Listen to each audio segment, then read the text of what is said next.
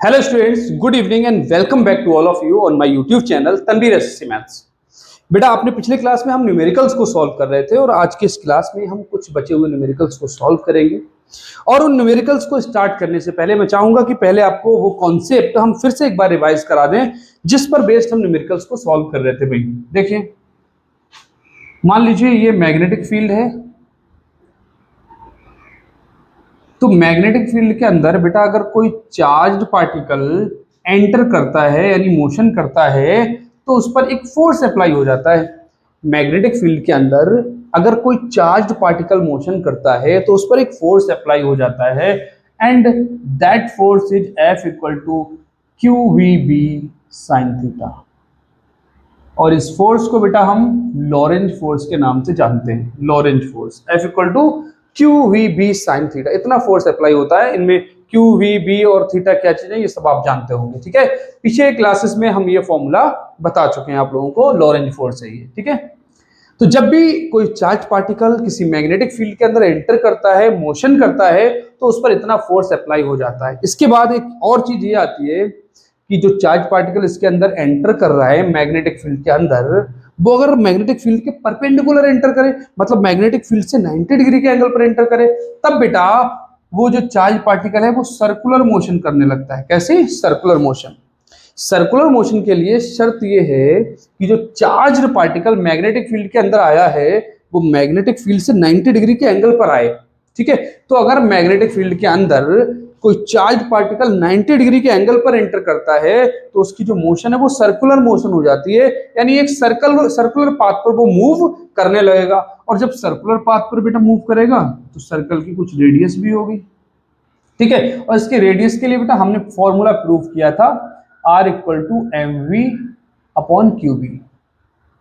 M V upon Q B, इसकी radius बेटा इस फॉर्मूले से निकाली जा सकती है, सर्कुलर पाथ की रेडियस। इसके अलावा जब कोई चार्ज पार्टिकल सर्कुलर मोशन कर रहा है मैग्नेटिक फील्ड के अंदर, तो बेटा एक पूरा साइकिल यानी एक पूरा चक्कर लगाने में जितना समय लगेगा उसको कहते हैं टाइम पीरियड।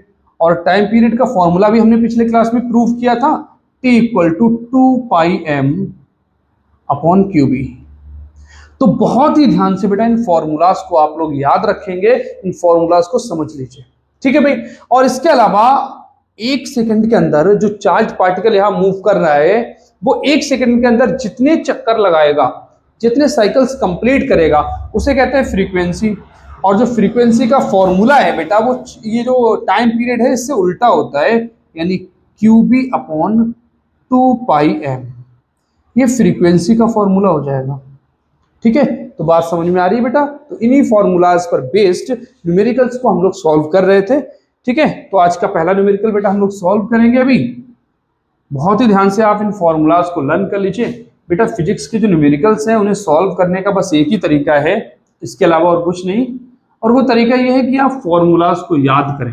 ठीक है, ढंग से फॉर्मूलाज को याद करें, उसमें आए हुए सिंबल्स को समझें कि Q की क्या वैल्यू है, इसमें F क्या चीज है, E क्या चीज है, ठीक है, B क्या चीज है, ये सारी चीजें आपको समझनी होंगी। फॉर्मूले याद होना चाहिए और फॉर्मूले में यूज होने वाले सिंबल्स के बारे में पता होना चाहिए कि इन सिंबल्स का मीनिंग क्या है। इसके अलावा ये पता होना चाहिए कि जो फॉर्मूला है वो किस लिए है, ये जो फॉर्मूलाज किस कॉन्सेप्ट से बेस्ड हैं, ये पता होना चाहिए। ठीक है भाई, अगर कॉन्सेप्ट क्लियर होंगे, फॉर्मूलाज याद होंगे, तो आप कोई भी न्यूमेरिकल सॉल्व कर जाएंगे, नो प्रॉब्लम। ठीक है भाई, देखिए आज का पहला क्वेश्चन बेटा, an alpha particle of mass 6.65 into 10 to the power minus 27 kilogram moves with a speed of 6 into 10 to the power 5 meter per second perpendicular to a magnetic field of flux density 0.2 Weber per meter square. What force acts upon the particle and what is its acceleration? बहुत ही ध्यान से समझिए, जो चीजें इसमें given है सबसे पहले बेटा हम उनको नोट कर लेंगे।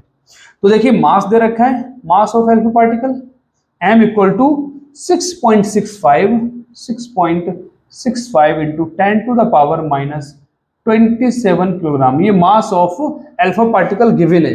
अगर बेटा मास ऑफ अल्फा पार्टिकल आपको गिवन ना हो, न्यूमेरिकल में नहीं लिखा हो ये मास, तो आप फिजिक्स का जो पेपर आता है बेटा उसके पीछे लिखा होता है, उसमें कांस्टेंट्स की वैल्यू गिवन होती है, तो उसमें मास of proton, mass of electron और मास ऑफ अल्फा पार्टिकल ये सब दिया होता है।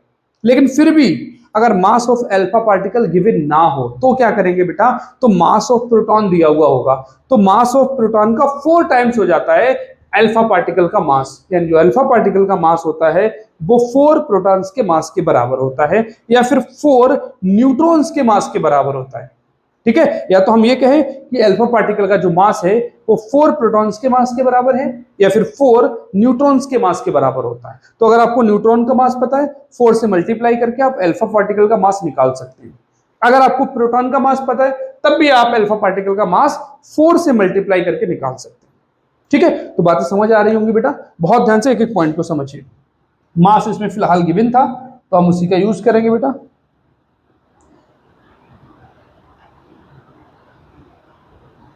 और देखिए क्या क्या चीज गिवन है इसमें, वेलोसिटी बताई गई है बेटा। अल्फा पार्टिकल की जो वेलोसिटी है वो है बेटा 6 इंटू 10⁵ मीटर पर सेकेंड। ठीक है, एक एक चीज को समझे, सारी चीजें क्लियर होंगी।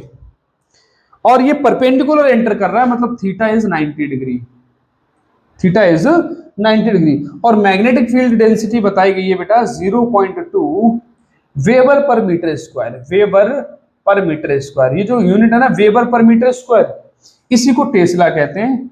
ठीक है, तो B इक्वल टू 0.2 वेबर पर मीटर स्क्वायर, या फिर 0.2 टेस्ला भी कहा जा सकता है।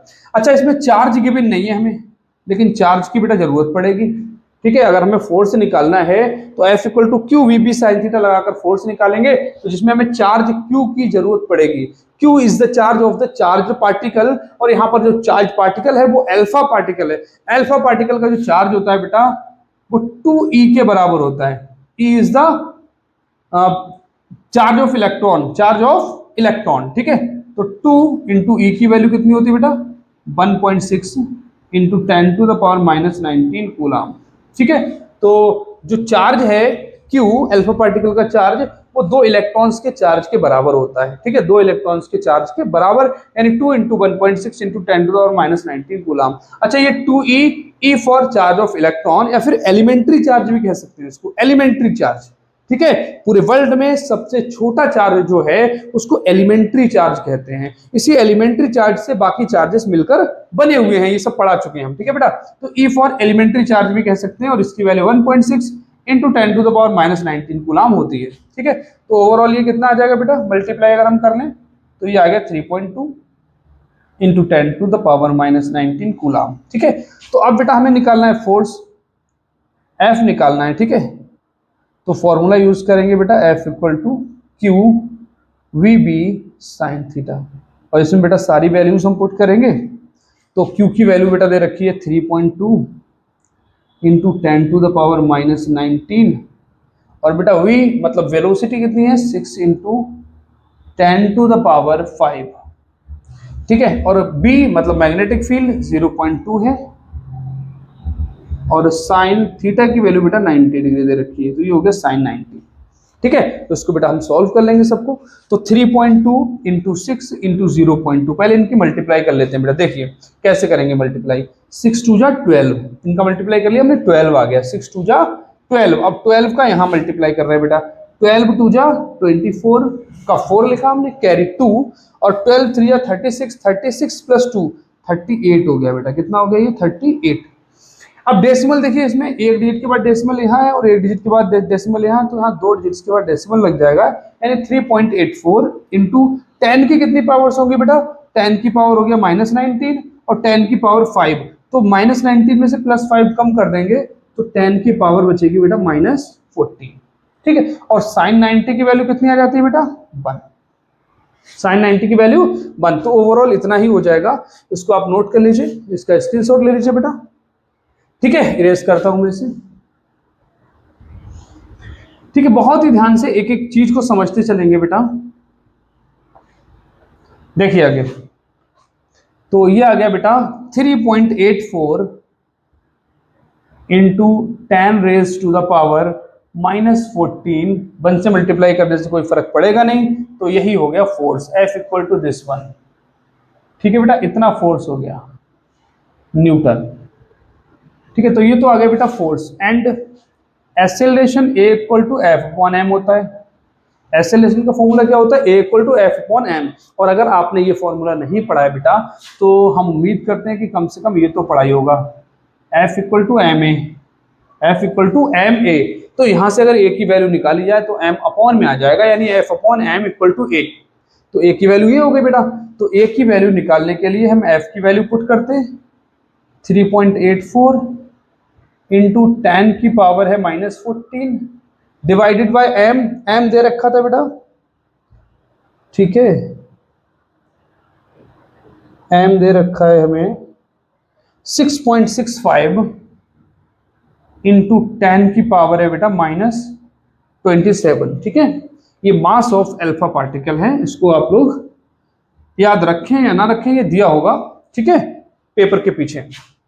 देखिए भाई आगे देखें, 2 के बाद डेसिमल बेटा इसमें है और 2 डिजिट के बाद डेसिमल इसमें है, तो डेसिमल से तो डेसिमल हमने कर दिया cancel, 384 divide by 665 multiplied by 10 की पावर -27 है बेटा अपॉन में, अगर इसको ऊपर ले जाएंगे तो 10 की पावर +27 बनेगा, और 27 में से अगर ये 14 माइनस कर दें तो 10 की पावर 13 बच गया, 10 की पावर 13, 27 में से 14 माइनस कर दिया, ठीक है। अब देखिए बेटा 665, इससे अगर हम डिवाइड करेंगे 384 को तो अभी डिफिकल्ट है, इसको थोड़ा सा आसान बना सकते हैं। कैसे, देखिए 384 लिखा है बेटा अपॉन में 665 लिखा है, यहाँ 10 की पावर लिखी 13, हमने 10 की पावर 13 के बजाय 12 लिख लिया, यानी 10 की एक पावर कम लिख ली और उस 10 से इधर मल्टीप्लाई कर दिया, ठीक। अब यहाँ बेटा ये 5 से काटा जा सकता है, 5 बन जा 5, 1 बचेगा 16 होंगे, 5 3 जा 15, फिर 1 बचेगा 5 3 जा 15, और यहाँ बेटा 5 से बन जा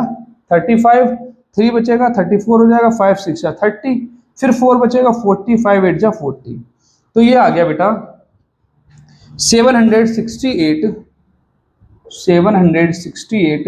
डिवाइडेड बाय 133 मल्टीप्लाइड बाय 10 की पावर हो गया 12। अब इसको कर लेंगे बेटा डिवाइड, ठीक है, तो इसको डिवाइड आप लोग खुद से कर लीजिएगा, ठीक है, और डिवाइड करके बेटा ये आंसर आ जाएगा 5.77 के अप्रोक्स आ रहा है बेटा, ये 5.77 into 10 to the power 12 metre पर सेकेंड स्क्वायर, ठीक है। तो इसको डिवाइड कर सकते हैं आप लोग, वरना मैं यहाँ डिवाइड करके अच्छा बता देता हूँ। देखिए 133 से बेटा 768 को डिवाइड करना है, तो देखिए कितने टाइम से लग जाएगा, ठीक है, टेबल कितने टाइम से लगेगा आप चेक करेंगे, 2 जा 3 जा 4 जा 5 जा ये सब चेक करेंगे, ठीक है। तो 5 लग जाएगा, ये 5 3 जा 15, 5 जा लगाया, 5 से मल्टीप्लाई करके यहाँ लिखेंगे, 5 3 जा 15, 1 5 3 जा 15 + 1 16, 5 बन जा 5 + 1 6, 8 में से 5 माइनस किया 3, 6 में से 6 माइनस किया बेटा 0, 7 में से 6 माइनस किया 1, 103 बचा, डेसिमल लगा के 0 बढ़ाएंगे, ठीक है। आगे इसी तरीके से आप सॉल्व करेंगे, ठीक है, तो ये आ जाएगा, ठीक है भाई। तो इतना डिवाइड तो आप लोगों को आना चाहिए, ठीक है भाई। ये डिवाइड आप लोगों को खुद प्रैक्टिस करनी होगी हर हाल में। नेक्स्ट क्वेश्चन की तरफ बढ़ेंगे बेटा हम लोग।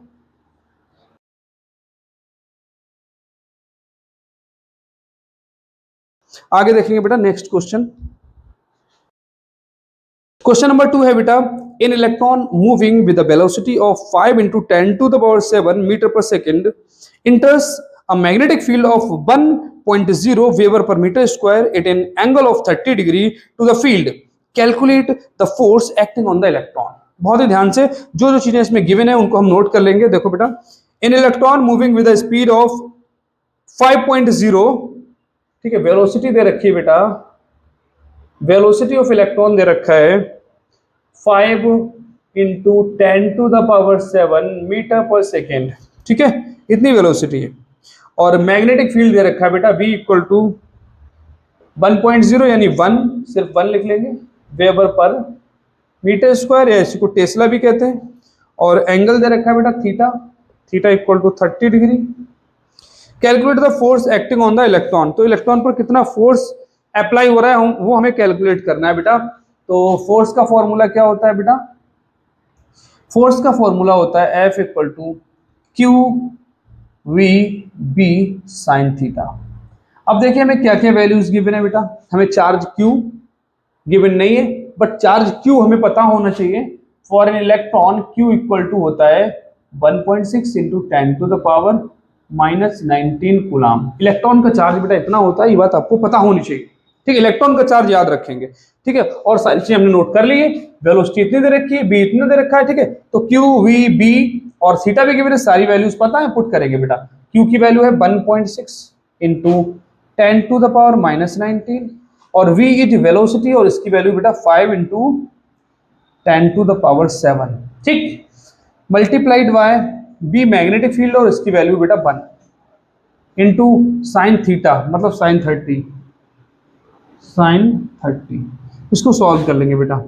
तो देखिए 10 की पावर्स को छोड़कर बाकी सारा मल्टीप्लाई कर लेते हैं हम। 16 5 जा 80 हो गया, 80 एक डिजिट के बाद डेसिमल है तो यहाँ डेसिमल लगा लेंगे 8.0 इंटू 10 की पावर्स को अगर हम देखें तो 10 की पावर है -19 और 10 की पावर है बेटा 7, तो इसमें से ये माइनस करने क्या बचेगा, माइनस का 12, 10 की पावर -12 बचेगी इंटू साइन 30 की वैल्यू हो जाती है बेटा 1/2, 1/2 से इस 8 को डिवाइड करेंगे तो 4 आ जाएगा, यानी 4.0 इंटू 10 की पावर आ गई बेटा -12 न्यूटन, ठीक है। तो इतना फोर्स बेटा अप्लाई हो रहा होगा उस इलेक्ट्रॉन पर, ठीक है बेटा। तो ये जो भी न्यूमेरिकल्स हम लोग सॉल्व कर रहे हैं बेटा, ये सारे के सारे बोर्ड एग्जाम्स में पूछे गए न्यूमेरिकल्स हैं, ठीक है। बहुत ही ध्यान से इन सभी को कर लीजिएगा आप, ठीक है। देखिए भाई आगे बढ़ेंगे हम। नेक्स्ट क्वेश्चन है बेटा क्वेश्चन नंबर 3। क्वेश्चन नंबर 3 है, an electron is moving perpendicularly to a magnetic field with a velocity of 2.2 into 10 to the power 8 meter per second if the intensity of magnetic field is 3 into 10 to the power -2 Weber per meter square. Calculate the radius of the circular path on which the electron moves. तो electron जिस circular path पर बेटा move कर रहा है उसकी radius बतानी है। अब देखिए इस क्वेश्चन में जो चीजें हमें गिवन है बेटा उनको हम नोट कर लेते हैं। तो इलेक्ट्रॉन की स्पीड दे रखी है बेटा v equal to 2.2 into 10⁻⁸ metre पर सेकेंड, इतनी वेलोसिटी दे रखी है। और मैग्नेटिक फील्ड की इंटेंसिटी दे रखी है बेटा 3 इंटू 10⁻⁻2 वेबर पर मीटर स्क्वायर, इसी को टेस्ला भी कहते हैं, ठीक है भाई। तो हमें क्या बतानी है, रेडियस बतानी बेटा। और रेडियस का फॉर्मूला क्या होता है, रेडियस बतानी है हमें, बट रेडियस का फॉर्मूला होता है R इक्वल टू mv/qb। अब देखिए जिन वैल्यूज की हमें जरूरत पड़ेगी रेडियस निकालने के लिए, क्या वो सारी वैल्यूज हैं हमारे पास। v वेलोसिटी है, b मैग्नेटिक फील्ड है, m नहीं गिवन है, q नहीं गिवन है। तो m बेटा मास ऑफ इलेक्ट्रॉन है, मास ऑफ इलेक्ट्रॉन। और मास ऑफ इलेक्ट्रॉन क्या होता है बेटा, मास ऑफ इलेक्ट्रॉन होता है 9.1 इंटू 10⁻⁻31 किलोग्राम, ये मास ऑफ इलेक्ट्रॉन होता है बेटा। इसके अलावा चार्ज कितना होता है इलेक्ट्रॉन का, Q equal to 1.6 into 10⁻⁻19 coulomb ये चार्ज होता है, ठीक है। Therefore radius of circular path R equal mv/qb, ठीक है। ये सारी चीजें गिवन हो गई बेटा, ठीक है, गिवन दैट, ठीक है। और जो चीज नहीं गिवन थी वो हमें पता होनी चाहिए, जैसे मास ऑफ इलेक्ट्रॉन पता होना चाहिए, चार्ज ऑफ इलेक्ट्रॉन पता होना चाहिए। अगर मास ऑफ इलेक्ट्रॉन नहीं भी पता है ना तो ये फिजिक्स के पेपर में पेपर के पीछे लिखा हुआ होता है, ठीक है। फिलहाल पता होना चाहिए हर हाल में, अगर नहीं लिखा हुआ निकला तो कैसे करेंगे आप, ठीक है। पता होना चाहिए mass of electron, mass of proton, mass of neutron, कम से कम इतने मास याद होने चाहिए, ठीक है भाई। 9.1 इंटू 10⁻⁻31 किलोग्राम। अब देखिए इसमें वैल्यूज पुट करते हैं भाई।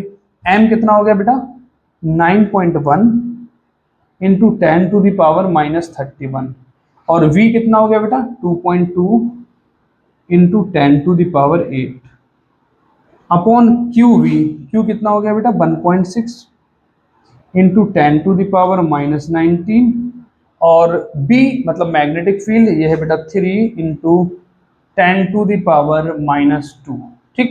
ये सारी वैल्यूज हमने पुट कर ली बेटा, इसको सॉल्व कर लेंगे, ठीक है। आप लोग इसका स्क्रीनशॉट ले लीजिए या नोट कर लीजिए इसको, ठीक है। वीडियो को पॉज करके नोट भी कर सकते हैं। आगे देखेंगे, देखिए भी सॉल्व करते हैं इसको।